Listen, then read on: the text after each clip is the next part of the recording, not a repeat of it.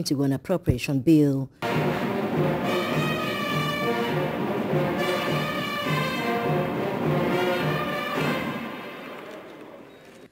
The size of the 2021 budget has increased by 21% over the revised 2020 spending plan of 10.8 trillion naira.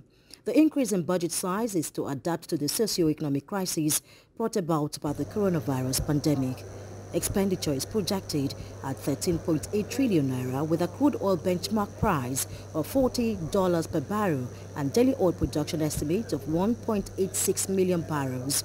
These also include spending by government-owned enterprises, and grant is projected at 1.35 trillion naira, while aid-funded expenditure is set at 354.85 billion naira. Aggregate expenditure of 13.08 trillion naira is proposed for the federal government in 2021. This includes 1.35 trillion naira spending by government-owned enterprises and grants and aid-funded expenditures of 354.85 billion naira. The budget contains recurrent expenditure of 5.65 trillion, personnel cost of 3.76 trillion, and debt service of 3.12 trillion naira.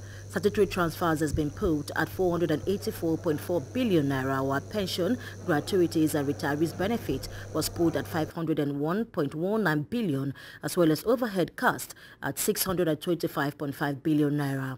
A projected inflation rate of 11.95% and GDP growth rate of 3% was considered. Comprises A, non-debt recurrent costs of 5.65 trillion naira. B, personnel costs of 3.76 trillion naira. C, pensions, gratuities, and retirees benefits of 500.19 billion naira. The President budgeted 128 billion naira for the National Assembly and 63.5 billion for the Niger Delta Development Commission. Based on the foregoing fiscal assumptions and parameters, total revenue to be distributed is estimated at 8.433 trillion in 2021. Yeah. Well, I will read that again. F, National Assembly, 128 billion naira. G, Public Complaints Commission, 5.2 billion naira. Deficit, Mr. President said, will be financed mainly by new borrowings totaling 4.28 trillion with 205.15 billion from privatization proceeds and 709.69 billion in drawdowns on multilateral and bilateral loans secured for specific projects. The aggregate sum of 3.85 trillion naira is expected to be available for capital projects in 2021. As summarized below. A, 1.8 trillion naira for MDA's capital expenditure, 198 billion naira, inclusive 150 billion naira for the power sector recovery plan.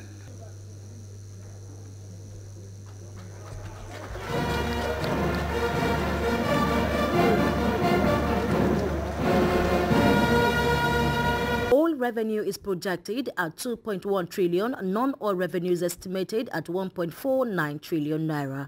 Other allocations include 29.7 billion for the Northeast Development Commission, 110 billion for the Nigerian Judicial Council, 70.5 billion for UBEC, and 40 billion naira for the Electoral Umpire INEC. Universal Basic Education Commission, 70 billion naira. President of the Senate, Ahmed Lawan, is giving assurances that the National Assembly is ready to pass the budget in good time, but he is stressing that there is need to increase revenue generation. To the first joint session of the 9th National Assembly, we promise you and Nigerians our readiness and determination to consider and pass the budget before the end of the year. The Speaker of the House of Representatives, Sami Bajabiamila, is also towing the same line. All ministries departments, and agencies who come to defend their budget or their budget proposals will do so without their security details present. We must take this course of action to prevent the unacceptable proliferation of sidearms in the hearing rooms. With the 2021 budget before the lawmakers, budget defense is expected to begin in earnest so as to keep to the January to December budget cycle. From the National Assembly, Grace Ike, Silverbird News 24.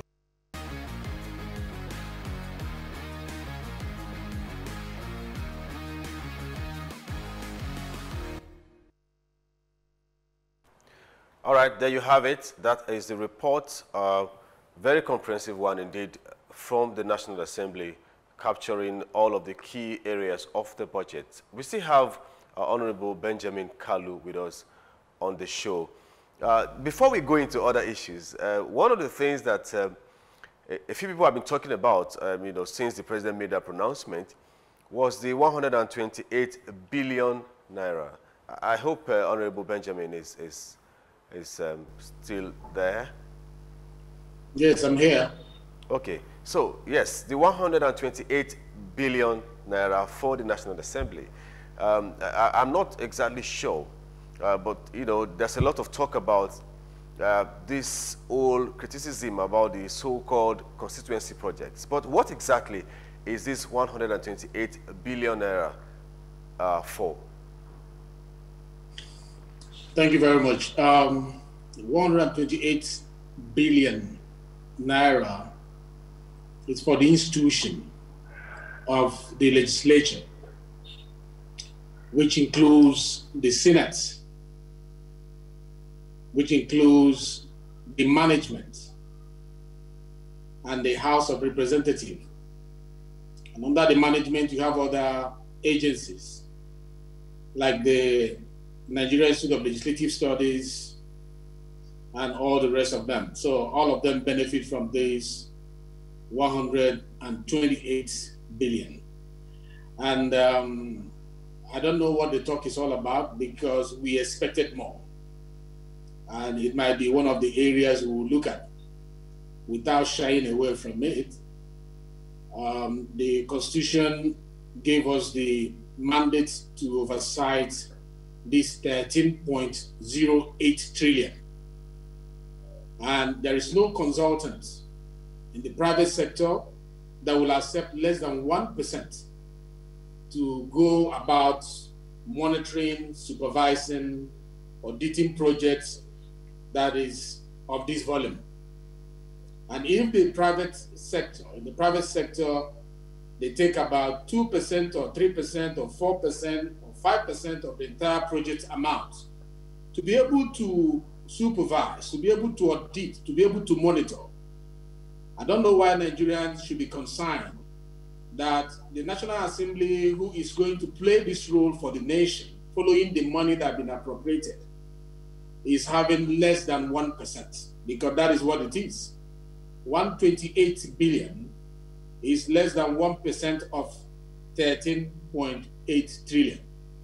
Is it going to be enough? I will tell you again that it's not going to be enough for the job. Are we going to face the difficulties we faced last year in not being able to do our public hearing as at when due? Thank God COVID made it difficult for us to even see it. If not so, most of the public hearing will not have been done. Technology helped us there. We're not going to be able to do our oversight function the way we're supposed to do it. You will still see the legislative arm depending on the executive to be able to, assist them in oversighting them, which is a practice that is not in order. But because of lack of funding, we're not able to meet our obligations. So the 128 billion, it is for this institution, not for a ministry.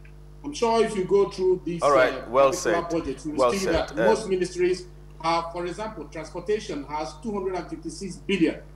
You will see power has 198 billion. You will see housing and works. My very good friend, the minister, who is doing a tremendous work, but his budget is 404 billion. So you go to UBEC is 70, health is 132 billion, Water resources is 153 billion. Agriculture is 110 billion. Defense is 121 billion. And we are talking about all these as ministries of the executive. And now one agency is having this amount of money. One ministry is having this amount of money. Compare that to a whole arm of government. You look at the judiciary. Judiciary is having about 110 billion. And you look at the legislative arm is having 128 billion. People are complaining. I mean, okay, well said. I don't think that complaint is in order. Absolutely, yes. One of the things that the president said was that revenue generation has been one of the biggest challenge of his administration, over the past year. Now that we have this budget of recovery and resilience, do you see this budget helping to cushion the possible effects of a recession, which has been predicted, and some people have also indeed argued that we are in a recession, and it's not the matter of you are going into a recession? Yeah, for me, I don't think the time is right for us to be able to dissect all the details of the budget at this point. The available revenue they have mentioned is 7.886 trillion, which leaves us with that deficit of 5.2 trillion. They have already stated that they are going to do new borrowing that will be at the amount of 4.28 trillion, and privatization proceed will be at 205.5 billion, leaving us with 709, in bilateral, multilateral loans. Now, you see, the key expenditure here will be 3.8 trillion, focusing on project completion rather than new projects. And I have broken it down how they are going to spread this money: power, works and housing, transport, and all the rest of them. Now, on the issue of revenue, I am sure by the time we look at the details of this bill, which is too early, it was just a few hours ago that it was presented to us, the copies are going to come to us. By the time we dissect it, we are going to look at the revenue side of it.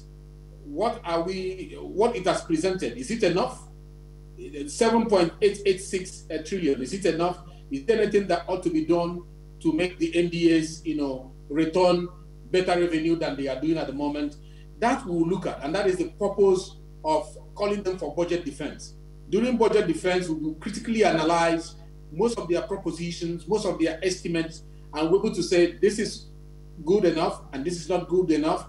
I've showed Nigerians during my press interaction today that the budget that has been presented to us is not going to go back to the executive the same way it came. That is the truth. But it is going to be a reflection of the ambition of Nigerians. It's going to be a reflection of the desires of Nigerians. So it's a piece of legislation.